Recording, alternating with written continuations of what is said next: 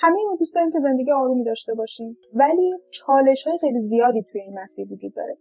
برای این ویدیو کتاب آرامش اصلا آقای آلن دوباتن رو انتخاب کردم که میاد در مورد اینکه چطور میتونیم زندگی آرومی داشته باشیم به ما یک سری راهکار ارائه میده. بریم ببینیم حرف حسابش چیه.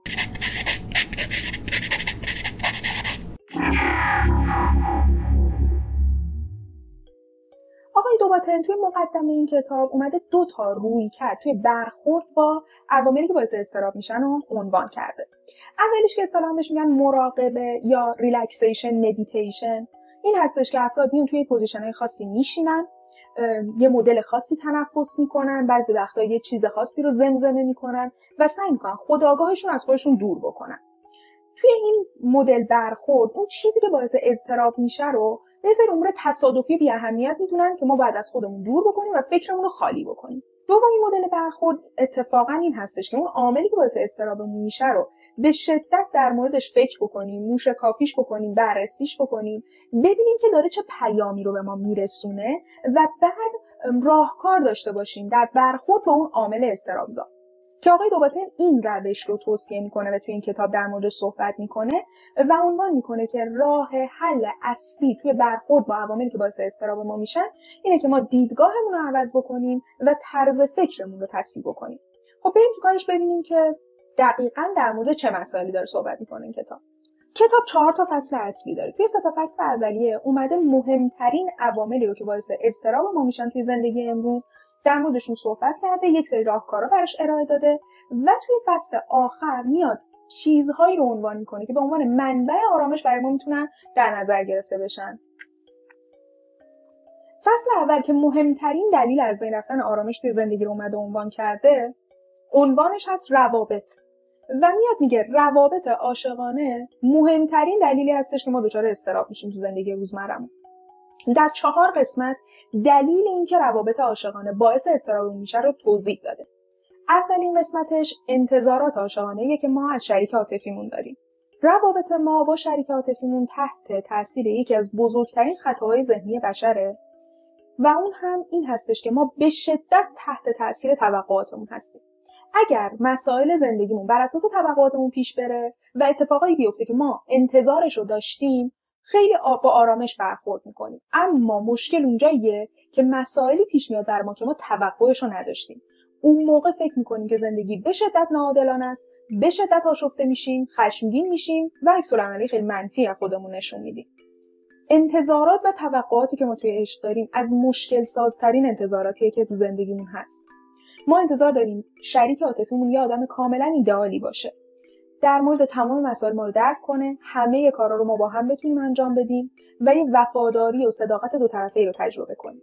و حالا می‌بینیم توی دور و بریامون خیلی پیش میاد که روابط به طلاق یا به جدایی ختم میشن، اما تصور ما اینه که این اتفاق برای من نمیفته و حتی اگر ببینیم که توی زندگیمون توی روابط عاشقانمون داره یه سری مشکلات به وجود میاد، به این فکر نمی‌کنیم که توقعاتمون رو بررسی بکنیم، بلکه به این فکر می‌کنیم که مشکل از فرد مقابلمونه و من با آدم دیگه خیلی زندگی بهتری میتونم تجربه کنم. ما باید همیشه اینو در نظر داشته باشیم که توی روابط عاشقانه ما داریم با یک فردی بجز خودمون زندگی می‌کنیم و هیچ دلیلی نداره وقتی که ما از یه نفر بدمون میاد اون آدم هم از اون فرد بدش بیاد. به وقتی که ما خسته ایم اون آدم هم خسته باشه، وقتی گرسنه ایم اون آدم هم گرسنه باشه و بخواد دقیقاً همون چیزی رو بخوره که ما هم می‌خوریم. حالا اگه این انتظارات برآورده نشه، اولین فکرمون هستش که طرف مقابلمون خیلی آدم ناقصی هست. باید این رو مد نظر داشته باشیم که تمام ما کودکی‌های با نقصی داشتیم و این اصلاً به این بر نمیگرده که خانواده خوب یا بدی داریم. در همه خانواده‌ها و با هر مدل تربیتی یک سری نقص‌هایی میتونه توی فرزند وجود داشته باشه و اینها رو ما میتونیم تا بزرگسالی هم همراه خودمون بیاریم و این نقص‌ها توی رفتارمون دیده میشه و اصلاً مختص فرد مقابلمون نیست. نکته دوم اینه که ما باید آموزش ببینیم که توی چالش‌ها و توی اختلاف نظرها چطور باید با فرد مقابلمون برخورد بکنیم و چطور این مسائل رو حل بکنیم که بتونیم رابطه عاشقانه پایداری داشته باشیم و از عشقمون محافظت کنیم. مسئله بعدی که باعث میشه توی روابط عاشقانه افراد دچار مشکل بشن و آرامش زندگی ازشون سلب بشه اینه که امور روزمره زندگی رو خیلی بی‌اهمیت میدونن. دیدین توی فیلم‌ها، مخصوصا فیلم‌های کلاسیک یا رمان‌های کلاسیک، چیزی که باعث اختلاف بین زوج میشه مثلا یه سری مسائلی مثل اختلاف طبقاتیه مثل اینه که خانواده دو طرف با ازدواجشون مخالفن، یا مثلا همسر میره جنگ و یه فاصله میفته بین اون افراد، یه معضلات و مشکلات خیلی بزرگی به وجود میاد توی رابطهشون. در حالی که همونطوری که توی زندگی روزمره‌مون می‌بینیم خیلی وقتا اختلافایی که بین زوجین هست سر مسائل ساده مثل مارک روغن زیتونه. ما باید این مسائل جزئی رو هم بسیار مهم بدونیم و براشون وقت و انرژی بذاریم تا بتونیم اونها رو حل بکنیم و یک برخورد مناسبی توی این شرایط داشته باشیم. حالا برای اینکه مهارت لازم رو پیدا بکنیم توی برخورد با این مسائل، آقای دوباتون اومده 3 تا راه حل گفته. اولیش اینه که تحملمون رو ببریم بالا. اینو بدونیم که این مسائل کوچیک مهمن. باید سرش وقت بذاریم، باید آرامش خودمون رو حفظ بکنیم، باید بهش فکر بکنیم و براشون اهمیت قائل بشیم. دومیش اینه که ما باید بتونیم شریک عاطفیمون رو آروم بکنیم. چون یکی از مخرب‌ترین رفتارهایی که آدم‌ها توی مواقع دارن اینه که فرد مقابلشون رو مسخره میکنن، حساسیت‌هاشو احمقانه یا بچگانه خطاب میکنن و این خیلی آسیب زننده است. ما باید بتونیم احساسات فرد مقابلمون رو بهش ارزش و احترام قائل باشیم و بهشون اهمیت بدیم و اینو بدونیم که هر آدم بالغ و عاقلی ممکنه یه سری حساسیت‌های خیلی خیلی جزئی داشته باشه، همونطور که ما هم همینطور هستیم. و سومین مهارت که باید داشته باشیم اینه که بپذیریم که این اختلاف نظرها کاملا مشروع و منطقیه. همونطوری که برای چند قطره روغنی که از یه هواپیمای مسافربری میریزه یک عالم متخصص و مهندس میان و اون رو بررسی میکنن، مسائل ساده‌ای مثل این که توی رخت خواب غذا بخوریم یا نخوریم هم ممکنه ساعت‌ها فکر کردن لازم داشته باشه. حتی ممکنه ما براش اسلاید و پاورپوینت تهیه بکنیم و بشینیم در مقابل همسرمون دیدگاهمون و طرز فکرمون رو بیان بکنیم، ساعت‌ها در موردش صحبت بکنیم تا بتونیم به راه حل منطقی و مشترک برسیم. سومین عاملی که باعث از بین رفتن آرامش توی روابط عاشقانه میشه آشفتگی جنسیه که خب متاسفانه ما هم توی کشورمون خیلی خیلی کمتر از جاهای دیگه دنیا در مورد مسائل آموزش می‌بینیم. معمولا وقتی که یک رابطه بین دو نفر شروع میشه، اون اوایل خیلی عادیه که در مورد مسائل جنسی خیلی با احتیاط و قدم به قدم پیش برن و سعی کنن که همدیگر رو کشف بکنن توی این مسائل و اتفاقا خیلی هم همدیگه یادآوری بکنن که نیازمند این رابطه جنسی هستن، برای همدیگه خیلی جذاب هستن و میخوان که طرف مقابلشون رو در مورد این موضوع راضی و خوشحال نگه دارن. اما مشکل از اون جایی شروع میشه که کم کم بعد از این که یه مدت از روابط بین دو نفر میگذره و مثلا ازدواج میکنن، بچه دار میشن، سالها از رابطهشون گذشته، کم کم دیگه ما توقع نداریم که اینها در مورد مسائل جنسی آشفتگی پیدا بکنن و ناآرامی و ناامنی رو تجربه بکنن و خود افراد هم تجربه کردن احساسات منفی در مورد روابط جنسی رو خیلی بد و نادرست میدونن و به جای اینکه بیان به شریک عاطفیشون بگن که من احتیاج دارم تو به من توجه بکنی و به من بگی که هنوز هم برات خواستنی هستم و منو دوست داری، میان یک سری رفتار به شدت مخرب نشون میدن که اولیش اینه که از همدیگه فاصله میگیرن. یعنی به جای اینکه بیان بگن من نیاز دارم تو به من توجه بکنی، اتفاقا میرن نشون میدن که نه، من هیچ احتیاجی به تو ندارم. میرن خودشون رو با کار، با مسائل روزمره زندگی سرگرم میکنن تا این نیاز رو در خودشون نشون ندن. رفتار مخرب بعدی اینه که افراد شروع میکنن به کنترل کردن همدیگه. سر چند دقیقه دیر رسیدن عصبانی میشن، دعوا درست میکنن، سر انجام ندادن کوچکترین کارها به مشکل میخورن و پرخاشگری میکنن و این باعث میشه که هر روز افراد از همدیگه دورتر بشن و نیازهاشون نادیده گرفته بشه. و رفتار مخرب بعدی که افراد نشون میدن بد اخلاق شدن. شروع میکنن به عیب‌جویی کردن، شروع میکنن نکات منفی فرد مقابل رو بیش از حد بزرگ میکنن و خیلی بهش توجه میکنن. اصطلاحاً شروع میکنن به گیر دادن و توهین کردن و تحقیر کردن که این هم ضربه نهایی رو به عشق بین دو طرف میزنه. در حالی که اینو ما باید بدونیم که برخلاف اون چیزی که توی مغز اکثر ما فرو رفته، زندگی بزرگسالی معنیش این نیستش که ما مستقل از دیگران هستیم و بی‌نیاز از دیگران هستیم. ما باید بدونیم که هر کسی احتیاج داره اینو بدونه که خواستنیه، دوست داشتنیه و احتیاج به پذیرفته شدن مخصوصا از سمت شریک عاطفیش رو داره و باید بتونه این مسئله رو هم عنوان بکنه. و آخرین عاملی که توی این فصل به عنوان برهم زننده آرامش توی روابط عاشقانه عنوان شده، یک موضوع خیلی جالب به نام ضعف قدرته. حالا یعنی چی؟ خب همه ما به یه سری دلایل شریک عاطفیمون رو انتخاب کردیم. مثلا ممکنه یه فردی به دلیل اینکه شریک عاطفیش خیلی آدم خوش صحبت و خوش مشربیه، توی جمع با همه گرم میگیره و به اصطلاح جمع و دست میگیره اون انتخاب کرده باشه. در حالی که ما باید بدونیم هر ویژگی مثبتی یک نقطه مقابل منفی داره. همین فردی که ما به دلیل خوشمشرب بودنش انتخابش کردیم ممکنه که در آینده برای ما احساس ناامنی ایجاد بکنه توی جمع و فکر بکنیم که به اندازه کافی بهمون توجه نمیکنه. حالا نکته‌ای که هست اینه که ما باید بدونیم همه آدم‌ها اینطور هستن.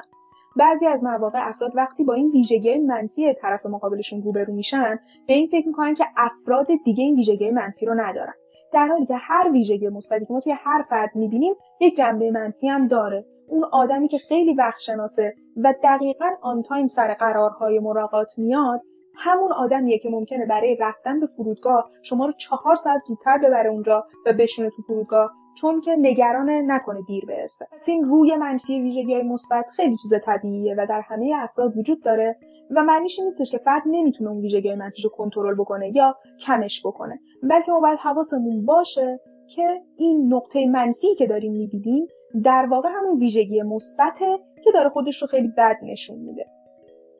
توی فصل دوم اومده یک عامل اضطرابزای دیگر رو توی زندگی عنوان کرده که اونم روابط ما با افراد دیگه است، به جز شریک عاطفیمون که البته مواردی که توی این فصل عنوان شده رو ما میتونیم با شریک عاطفیمون هم تجربه کرده باشیم، اما با افراد دیگه‌ای که باشون در ارتباط هستیم هم اینها ممکنه برامون به وجود بیاد. اولین چیزی که باعث میشه ما توی روابطمون با افراد دیگه دچار اضطراب و عدم آرامش بشیم، آسیب‌های ناخواسته که اون افراد به ما وارد میکنن. آقای دوباتن اومده گفته که ما باید همیشه به نیت افراد از یک کار توجه بکنیم و عنوان میکنه که اگر نیت یک فرد منفی و پلید نیست، ما باید در مورد برخوردی که با اون فرد داریم و مجازاتی که براش در نظر میگیریم یک مقداری بیشتر تفکر بکنیم و ممکنه که اصلا گاهی لازم باشه که کاملا بگذریم از اون موضوعی که باعث اذیت ما شده، چون اون فرد نیتش آزار دادن ما نبوده. حالا چرا ما ممکنه فکر بکنیم که یک آدم یک رفتاری رو به قصد آزار دادن ما انجام داده؟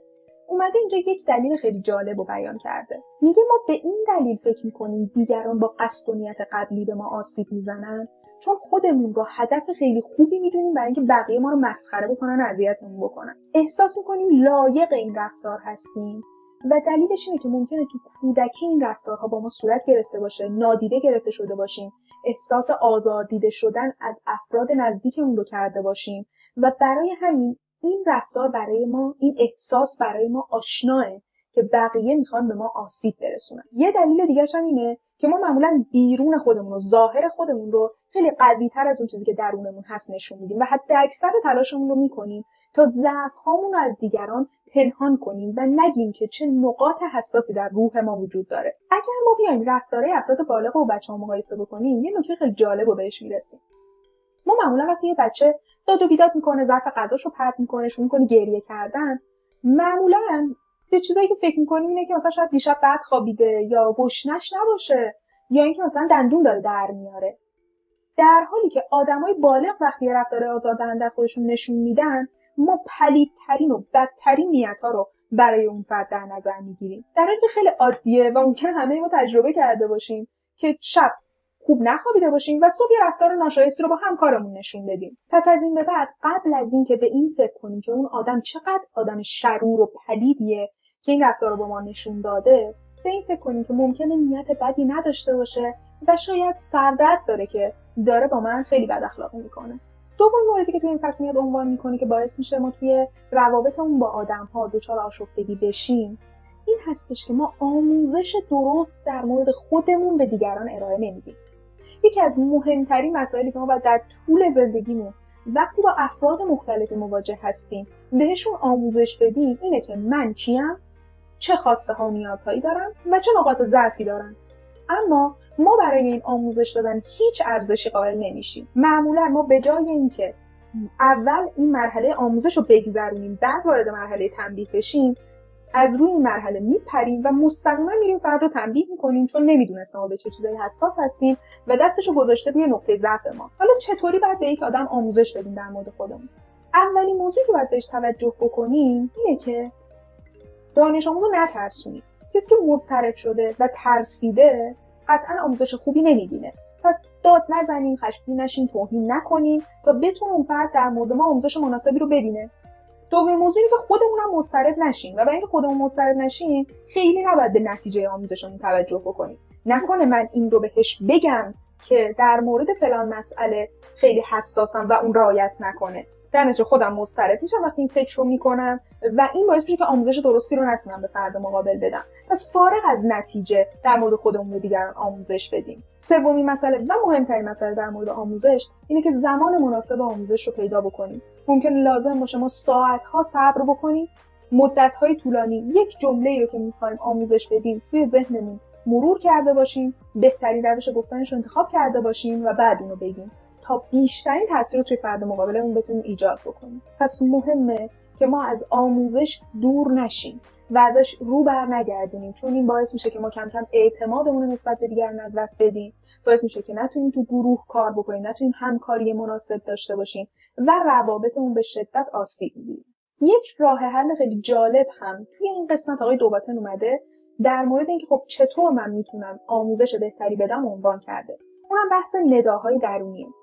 داره میگه خیلی وقتا این صداهایی که تو سر ما میاد و داره با ما حرف میزنه ممکنه که خیلی مشوق باشه و ما رو تشویق کنه، به ما انگیزه بده برای انجام دادن یک کار، ولی یه وقتایی هم این صداها به شدت مخربه و داره میگه که تو نالایقی، تو ناتوانی، تو ضعیفی.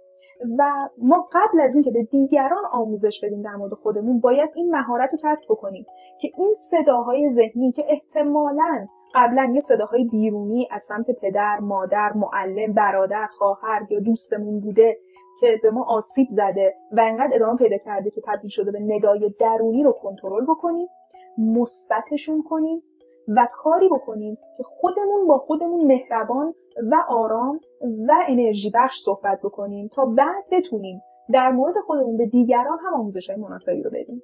سومین عاملی که باعث میشه ما توی روابطمون با افراد دیگه دچار ناآرومی و اضطراب و عدم آرامش بشیم یه نکته خیلی جالبه، اونم ادبه. اینجا داره آقای دوباتن عنوان میکنه که خیلی از فیلسوف‌ها یا متفکرها هستن که میگن ادب و رعایت ادب یه کار ریاکارانه است. یعنی که وقتی من حس احترام برای یک نفر قائل نیستم نباید نشون بدم که دارم بهش احترام میذارم، باید هر چی که تو دلمه رو بگم. در حالی که آقای دوباتن با این طرز تفکر خیلی مخالفه. اون میگه که رعایت ادب خیلی وقتها به ما کمک میکنه که آرامشمون رو حفظ بکنیم و عقیده‌اش اینه که خشمگین شدن تقریبا توی همه موارد آسیب زننده است و مشکل رو بدتر میکنه.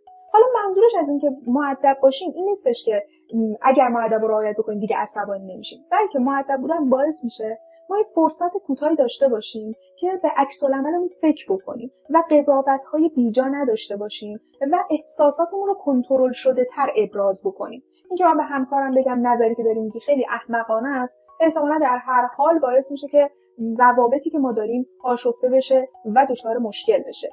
اینکه مؤدب باشم، ادب رو رعایت بکنم و حتی با وجود اینکه فکر می‌کنم احمقانه است این رو ابراز نکنم باعث میشه که احتمالاً رفتار و عکس‌العمل مناسب‌تری رو بتونیم داشته باشیم. رعایت ادب حتی باعث میشه که ما در کمال حفظ شأن و شخصیت خودمون توی یه موقعیت عقب نشینی بکنیم به دلیل اینکه حفظ آرامش خودمون برامون ارزشمندتر از این هستش که به طرف مقابل اثبات کنیم داره اشتباه میکنه. و آخرین موردی که توی روابطمون با افراد دیگه آرامشمون رو برهم میزنه تشریفات اداری هست که ما تو کشورمون هم بسیار با این مسئله مواجه میشیم. خب ما اینو باید بدونیم که سیستم‌های اداری سیستم‌هایی نیستن که بر اساس احساسات انسانی صورت گرفته باشن. این که من دیرم شده و ماشینمو بدجا پارک کردم باعث نمیشه که مأمور بانک برای ما سریعتر کارمون را بندازه و آشفته شدن من سر این موضوع فقط و فقط باعث میشه که اعصاب خودم به هم بریزه و روز خودم رو خیلی خیلی ناآرومتر ادامه بدم. ما باید بدونیم زمانی که کار اداری داریم اتفاقات و مشکلات رو برامون ایجاد میشه توهین به شخصیت ما نیست و به قصد آزار دادن ما اتفاق نیفتاده بلکه اجتناب ناپذیره و کاری که میتونیم بکنیم اینه که ماشینمون رو جای بهتر پارک بکنیم که زمان مناسب داشته باشیم توی بانک بگذرونیم. توی فصل سوم یک عامل مهم دیگه که آرامش زندگی ما رو سلب میکنه رو عنوان کرده و اونم شغل و کار و حرفه ماست. توی بخش اول اومده در مورد نظام سرمایه‌داری صحبت کرده. یه نکته کوچیک بگم، درسته که توی کشور ما اقتصادمون اونقدر بر اساس نظام سرمایه‌داری پیش نمیره، اما به هر حال ما داریم توی دنیایی که سرمایه‌داری اون رو اداره میکنه زندگی میکنیم. پس این نکته ها توی زندگی ما هم تاثیرگذاره و فکر نکنید که یه چیز الکی اینجا گفته که به درد ما نمیخوره. اینجا آقای دوباتن داره میگه که درسته که نظام سرمایه‌داری هتل‌های خیلی شیکی رو برای ما ایجاد میکنه، مسافرت‌های لاکچری داریم، ماشین‌های خیلی لوکس میتونیم داشته باشیم و همه اینها رو مدیون سرمایه‌داری هستیم، اما به دلیل تغییر خیلی سریعی که توی دنیای سرمایه‌داری اتفاق میفته، اضطراب خیلی زیادی هم برای ما به وجود میاد. این تغییر مداوم الگوی زندگی باعث شده ما به عنوان یک انسان ارزشمندیمون به این باشه که چه شغلی دارم، در اون شغل چقدر موفقم، چقدر درآمد دارم، چقدر زندگیم داره رو به پیشرفت حرکت میکنه. و این در کنارش باعث میشه ما هر لحظه احساس این که ممکنه با شکست مواجه بشیم رو همراه خودمون داشته باشیم. اگر اینو بپذیریم که پیشرفت مداوم تو زندگی ممکنه همراه با این باشه که ما زمان کمتری رو بتونیم با خانواده‌مون بگذرونیم و هر فرد میتونه بین این دوتا موضوع یکی رو انتخاب بکنه و این دلیل بی‌ارزش بودن انسان نیست که به یک سری موفقیت‌ها و یک سری قله‌های استاندارد از نظر دیگران دست پیدا نکرده، با آرامش بیشتر میتونیم زندگی بکنیم و میتونیم انتخاب‌های همدیگر رو هم بهش احترام بیشتری بذاریم. موضوع بعدی که به نظرم ما توی ایران خیلی باهاش درگیر هستیم بلندپروازیه. احتمالاً هر کدوم ما که شغلی داریم یا حتی اگر شغل نداریم دانش آموز هستیم، مدام این فکرات تو سرمون میچرخه که آینده من باید چطوری باشه؟ من باید چه شغلی انتخاب بکنم؟ آیا الان زمانش هست که از این شغل کارمندی بیام بیرون و کسب و کار خودم رو راه بندازم؟ آیا اگر این شغلی که الان دارم رو ول بکنم و وارد شغلی بشم که آرزوش رو دارم موفق ترم؟ آیا دارم از تمام پتانسیلام استفاده میکنم و همه استعدادامو شکوفا کردم؟ این افکار به شدت اضطرابزا. ما باید اینو بدونیم که انتخاب شغل خیلی تصمیم سخت و پیچیده‌ایه و تحت تاثیر عوامل خیلی زیادی قرار داره، مثل شرایط خانوادگی ما، مثل شرایط مالیمون، مثل شرایط فرهنگیمون، شرایط اقتصادیمون، مسائلی که توی محیط زندگیمون باهاش درگیر هستیم و تمام اینها هستن که اون جایگاه شغلی که ما الان داریم رو ساختن. درسته که ما داستان‌های آدم‌هایی رو میشنویم که یک اتفاق خاص تو زندگیشون باعث شده مسیرشون عوض بشه و توی شغل و حرفه‌ای قرار بگیرن که استعدادشون شکوفا میشه، اما اینو ما باید بدونیم که اکثر ما زمانی که میمیریم کوهی از استعدادها و مهارت‌های کشف نشده رو با خودمون میبریم و این اجتناب ناپذیره. مسئله بعدی شکیباییه.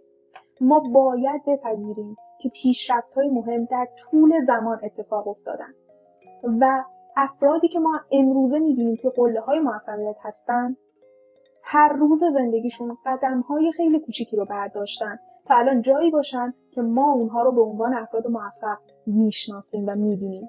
پروژه‌های کاری بزرگ زمانبر هستن، تلاش زیادی رو می‌طلبن و ممکنه مسئله‌ای رو که ما براش یه زمان خیلی کوتاهی در نظر گرفتیم خیلی بیشتر از اون وقت ببره و ما باید این صبوری رو در خودمون تقویت بکنیم و مهارتش رو پیدا کنیم. و آخرین مسئله‌ای که توی محیط کار آرامش ما رو به هم می‌ریزه، من خودمم خیلی تجربهش رو دارم، همکاران هستن. تصویر ایدئال محیط کار برای بعضی از ما یک اتاق خیلی بزرگ و نورگیر با ویو رو به طبیعت هست که ما اونجا به تنهایی نشستیم و داریم روی پروژه‌های بزرگ یا آثار خیلی منحصر به فرد کار می‌کنیم. اصلا نیازی نیست راجع به کارمون به کسی توضیح بدیم و خودمون.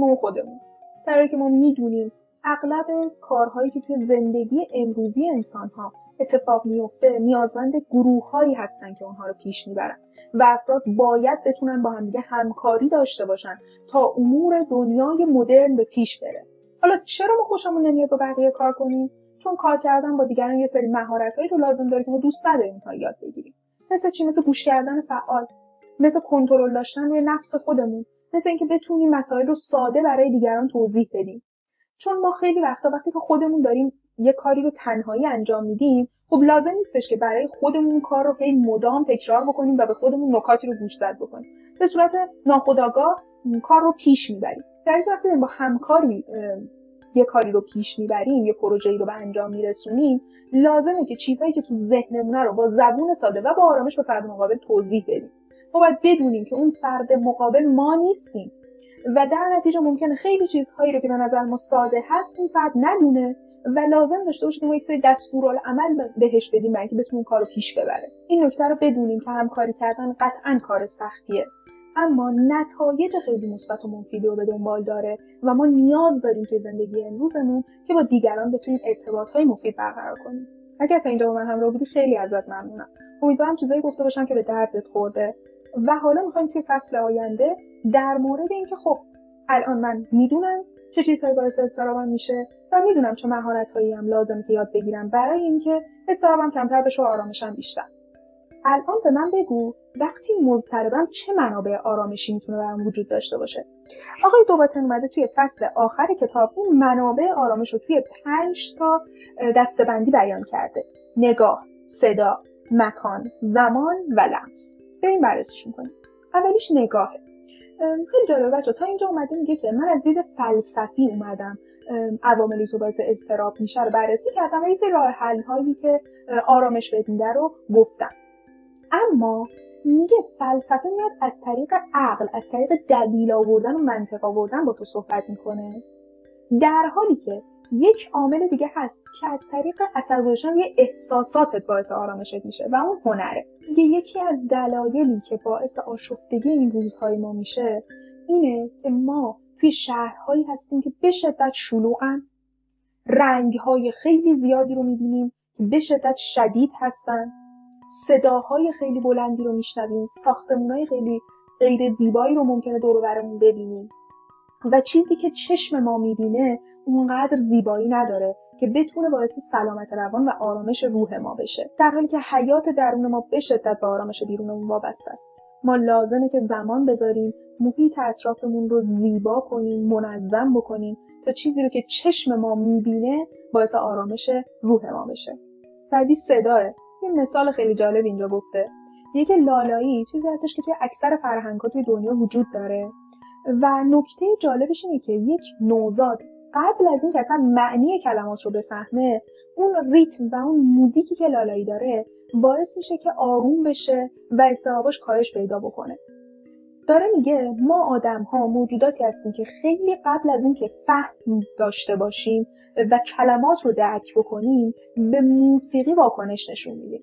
آقای دوباتن قدرت موسیقی رو خیلی بالا میدونه و میگه که حتی ما باید برای مشکلات مختلفمون موزیک‌های مختلف هم داشته باشیم، قطعات موسیقی که توی چالش‌های مختلف اونها رو گوش میدیم و باعث میشه که روی احساسات ما تأثیر بذاره و اون آرامش و اون سلامت روانی رو که می‌خوایم برامون تامین کنه. جالبه که میگه همونقدر انتخاب موزیک ما باید آگاهانه و با تفکر باشه که یک پزشک برای مریض خودش دارو تجویز میکنه. بعدی مکانه. میگه که وقتی ما توی طبیعت یا توی فضاهایی قرار میگیریم که خیلی عظمت دارن، نکته جالب این هست که بزرگی مشکل خودمون برامون خیلی کوچیک‌تر میشه. وقتی ما تو فضای زندگی خودمون هستیم معمولا مشکلاتمون انقدر برامون بزرگ هستن که نمیتونیم ظرف ذهنیمون رو یک مقدار وسیع بکنیم و بتونیم از بیرون مشکلمون رو نگاه کنیم. در حالی که قرار گرفتن تو طبیعت این امکان رو به ما میده که کوچکی خودمون و متعاقباً مشکلی که باهاش درگیر هستیم رو متوجه بشیم و همین امر باعث ایجاد آرامش در ما میشه. مورد چهارم زمانه. آقای دوباتن اینجا میاد میگه که ما تاریخ خوندن رو برای آدمایی که توی مسائل سیاسی و اجتماعی دارن فعالیت میکنن اتفاقا خیلی واجب میدونیم و معتقدیم که تاریخ درس‌های زیادی برای این آدما داره، در حالی که تاریخ خوندن برای زندگی روزمره ما هم میتونه درس‌های زیادی داشته باشه. اگر ما بدونیم که ظلم و ستمی که تو دنیا وجود داره از هزاران سال قبل وجود داشته و نتونسته توی ابعاد وسیع مانع پیشرفت تفکر و زندگی انسان بشه و با وجود دولت‌ها، ملت‌ها و حاکمانی که بسیار ستمگر بودن با این حال زندگی بشری داره رو به پیشرفت میره، این باعث میشه که یک مقدار اضطراب و ترس و وحشت ما از اتفاقات خارج از کنترلمون کاهش پیدا بکنه. و آخرین مورد لمسه. تو دنیای امروز نیازهای جنسی آدم‌ها خیلی به رسمیت شناخته میشه و اینکه یک آدمی به ارتباط جنسی احتیاج داشته باشه برای اینکه آرامش روانش حفظ بشه رو اکثر ماها منطقی و معقول میدونیم، در حالی که یک مدل دیگه از لمس وجود داره که اون خیلی آرامش بیشتری رو برای افراد فراهم میکنه و اون هم در آغوش گرفتنه. ما برای بچه‌ها این نیاز به در آغوش گرفتن رو خیلی مشروع میدونیم و احساس میکنیم که خب خیلی طبیعیه که بچه زمانی که مضطربه، زمانی که ترسیده احتیاج داشته باشه که والدش اون رو در آغوش بگیره. اما اگر خودمون که آدم بزرگسالی هستیم، بالغیم، احتیاج به این لمس داشته باشیم، احتیاج به این در آغوش کشیده شدن داشته باشیم، این رو یه نیاز خیلی غیر منطقی برای خودمون میدونیم، در حالی که همه ما باید این رو بدونیم که افراد بزرگسال هم خیلی وقتا ممکنه که وحشت زده بشن، ممکنه شرمگین بشن، ممکنه ترس داشته باشن، ممکنه غمگین باشن و احتیاج داشته باشن برگردن به زمان کودکیشون و نیاز به یک فردی دارن که به عنوان یک والد توی اون لحظه براشون عمل بکنه، اونها رو در آغوش بگیره و احساس امنیت و آرامش رو بهشون تزریق بکنه. و میرسیم به فصل آخر کتاب، یعنی زندگی آروم. خوب است باور داشته باشیم که در نهایت دستیابی به آرامش عمیق و پایدار امکان پذیر است، اما همین امید هم میتواند خودش به منبع آشفتگی تبدیل شود. چشم دوختن به هدفی بسیار گیرا اما عملاً دست نیافتنی منجر به سرخوردگی و ناامیدی میشود. نکته جالبی رو گفت. تا اینجا داشت در مورد این صحبت میکرد که ما باید زندگی آرومی داشته باشیم و میتونیم زندگی آرومی داشته باشیم، اما الان میگه تعادل رو رعایت کن. این که فکر بکنی آشفتگی نباید برات اتفاق بیفته میتونه باعث آشفتگی و اضطرابت بشه. ما باید بدونیم که اضطراب برای همه ما یک امر بسیار عادی هست که مداوم ممکنه درگیرش بشیم، چون اولا ما موجوداتی هستیم که از جسمی آسیب پذیریم، دوما ما برای تصمیم‌های مهم زندگیمون همیشه به اندازه کافی اطلاعات نداریم، سوما زندگی ما تو دنیای مدرن تحت سلطه عوامل خیلی زیادی قرار گرفته، مثل رسانه‌ها، مثل دولت‌ها، مثل فرهنگی توش قرار داریم و اینها عادیه که باعث بیقراری و آشفتگی ما بشه. چهارم که پیشرفت‌های شغلی ما توی شرایط به شدت خشن و رقابتی صورت میگیره و خیلی عادیه که ما دچار بحران‌های بزرگ عدم آرامش در زندگیمون بشیم. و پنجم این که عزت نفس ما و آرامش ما وابسته به اطرافیانیه که آرزوها و هدفشون با ما متفاوته و این تفاوت و این اختلاف نظر خیلی خیلی منطقی و معقوله که آرامش ما رو به هم بریزه. یادت باشه مهمترین موضوع اینه که نسبت به شرایط پذیرش داشته باشی. نباید اضطراب داشته باشی که مضطرب میشی. از بین رفتن آرامش برای تمام ما اتفاق میفته و بسیار طبیعیه.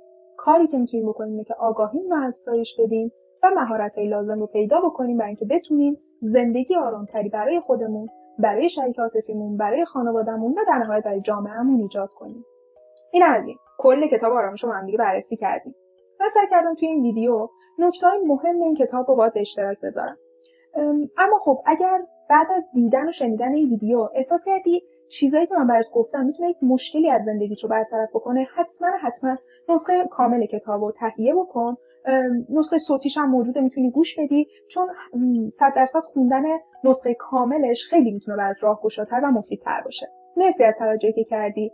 اگر فکر میکنی چیزایی که من میخوام بگم توی این کانال میتونه برات مفید باشه، حتما سابسکرایب کن و با من همراه باش. اگر نظری داری، انتقادی داری یا فکر می‌کنی اگر من مدل دیگه‌ای صحبت کنم، راجع به کتابای دیگه‌ای صحبت بکنم میتونه برات مفیدتر باشه، حتما بهم بگو. چون مهمترین هدف من توی این کانال این هستش که بتونم یه چند دقیقه محتوای مفید در اختیار دیگران قرار بدم و این برام خیلی ارزشمنده. مرسی از همراهیتون. خدا نگهدار.